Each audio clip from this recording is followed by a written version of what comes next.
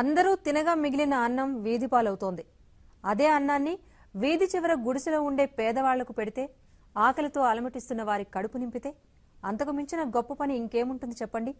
ఇలాంటి కార్యక్రమాన్ని చేపట్టింది వైజాగ్ స్మైల్స్. మరి ఆ విశేషాలేంటో తెలుసుకోవాలంటే ఈ స్టోరీ చూడాల్సిందే.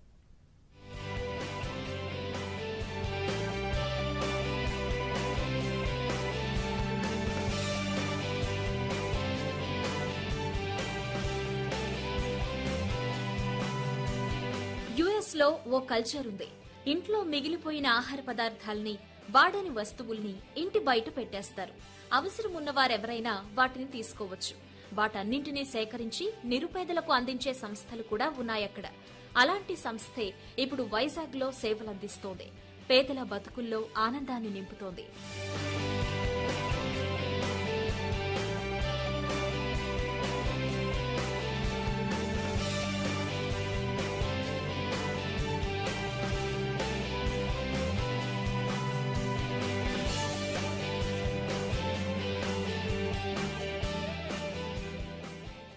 పదిహేనేళ్లుగా అమెరికాలో ఉంటోన్న విశాఖవాసి రఘు పోకల పుట్టి పెరిగిన ప్రాంతానికి ఏదో ఒకటి చేయాలనే సంకల్పంతో మీల్స్ ఆన్ వీల్స్ కాన్సెప్ట్ తో ఈ వైజాగ్ స్మైల్స్ ను ప్రారంభించారు. లాస్ ఏంజల్స్ లో ఎన్కోర్ ఇండియా పేరుతో ఐటీ సంస్థను నిర్వహిస్తోన్న ఈయన వ్యర్థం అనుకున్న దాన్ని అర్థవంతంగా పంచిపెట్టాలనుకుని ఈ కార్యక్రమాన్ని మొదలుపెట్టారు. అక్కడెక్కడో అమెరికాలో ఉండి ఇలాంటి కార్యక్రమాన్ని నిర్వహించడం సాధ్యమయ్యే పని కాదు. అందుకే వైజాగ్ స్మైల్స్ కోసం ఒక టీం ఏర్పాటు చేశారు. 306-700-700 నంబర్కు ఫోన్ చేస్తే చాలు, వాహనంతో సహా ఇంటి ముందుకొచ్చేస్తారు వీళ్లు. కేవలం ఆహార పదార్థాలే కాదు, ఇక వీటితో ఉపయోగం లేదు అనుకునే ఏ వస్తువునైనా కలెక్ట్ చేసుకుంటారు. వాటిని క్రమ పద్ధతిలో విభజించి పేదలకు అందజేస్తారు.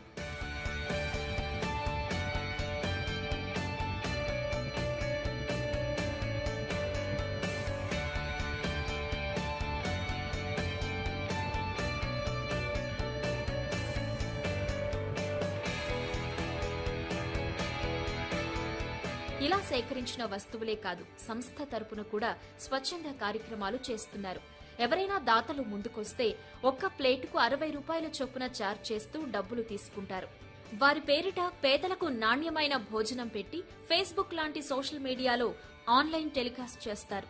దాతల వివరాల్ని I donate to Vizag smiles అంటూ వాట్సాప్ లో షేర్ చేస్తారు.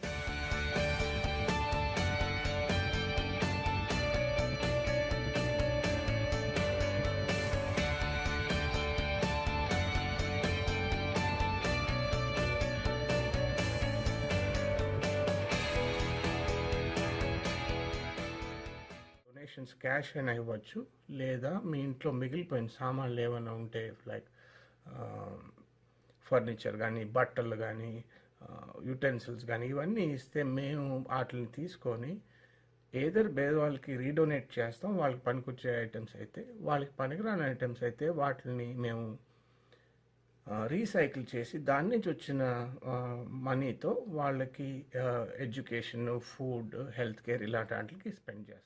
అలాగని పనిపాట లేకుండా సోమార్లుగా మారిన వారికి తమ సేవలు అందించబోమంటున్నారు వైజాగ్ స్మైల్స్ ప్రతినిధులు. వీళ్లంతా ముందుగానే నిజమైన పేదల్ని గుర్తించేందుకు సర్వే చేస్తారు. నగరంలోని మురికివాడలు, బస్తీల్లో పేదలను గుర్తించి వారికి టోకెన్లు కూడా ఇస్తారు. ఇలా చేయటం వల్ల అసలైన నిరుపేదల ఆకలి తీర్చగలుగుతున్నామని చెబుతున్నారు. ఇక ఈ ప్రోగ్రామ్ ను ప్రమోట్ చేసేందుకు, ప్రజల్లో అవేర్నెస్ పెంచేందుకు రకరకాల ఈవెంట్స్ ను ఏర్పాటు చేస్తున్నారు. యువతతో కలిసి ఫ్లాష్ మాబ్ లాంటి ఎంటర్టైన్మెంట్ ప్రోగ్రామ్స్ ను కండక్ట్ చేస్తున్నారు Vizag.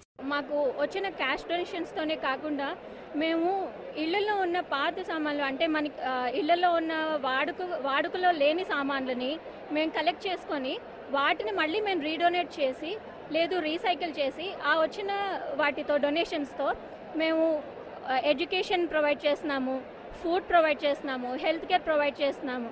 So this is what is difference between the other NGOs and our NGO అన్నమాట. వైజాగ్ స్మైల్స్ వ్యవహారాల్ని ఆన్లైన్ లోనే లాస్ ఏంజల్స్ నుంచి పర్యవేక్షిస్తూ ఉంటారు రఘు. 75 మంది ఉద్యోగులు ఉదయం 9 నుంచి సాయంత్రం 6 వరకు ఫోన్ కాల్స్ రిసీవ్ చేసుకుంటారు. ఎవరెవరు ఏమేమిస్తామని చెప్పారో నోట్ చేసుకుంటారు. వాటిని కలెక్ట్ చేసి అవసరమున్న పేదలకు అందజేస్తారు. ఎలాంటి లాభాపేక్ష లేకుండా సాగుతున్న ఈ సేవా కార్యక్రమం కోసం నెలకు ₹1,00,000 వరకు ఖర్చవుతోందట. అయితే ఈ కార్యక్రమాల్ని ఆన్లైన్లో అప్లోడ్ చేయటం వెనుక చిన్న స్వార్థం ఉందట. వీటిని చూసిన ఎన్ఆర్ఐలు, ధనవంతుల్లో తమ సొంతూరికి ఏదైనా చేయాలనే ఆలోచన కలుగుతుందని చిన్న నమ్మకం అంటారు నిర్వాహకులు.